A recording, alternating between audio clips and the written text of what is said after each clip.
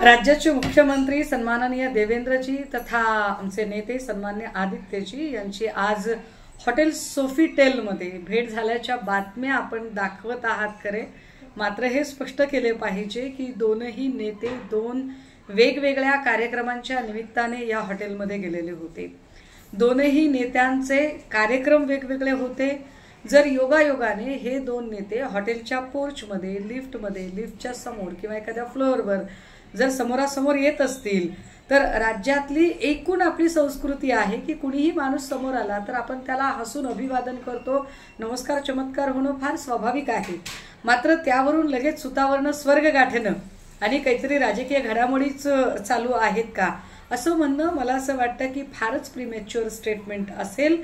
कारण ज्या पद्धतीने घडामोडी घडत आलेल्या आहेत म्हणजे विरोधी पक्षनेते अंबादास दानवे यांच्या एकूण निरोप समारंभाच्या निमित्ताने जे काही राज्याच्या मुख्यमंत्र्यांनी भाषण केलेलं होतं, या भाषणामध्ये बऱ्याचदा असं होतं की अशा प्रकारचे प्रसंग जेव्हा येतात तेव्हा नर्म विनोदी शैलीमध्ये किंवा एक कोपरखळ्या मारत एकमेकांना जुगलबंदीच्या शैलीमध्ये भाषणं केली जातात।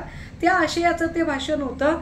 मुळात ॲक्शनला रिॲक्शन काय येते हे पण महत्त्वाचं असतं। मात्र या सगळ्या म्हणजे देवेंद्रजींच्या ऑफरवर सन्मान्य पक्षप्रमुख कसे रिॲक्ट झाले हे आपण सगळ्यांनी बघितलेलं आहे। जी दुसरी भेट झालेली होती त्या दुसऱ्या भेटीतही विधान परिषद आणि विधानसभा दोनही सभागृहाला विरोधी पक्षनेता नसणं हे एकूण राज्याच्या दृष्टीने चिंतेची बाब आहे।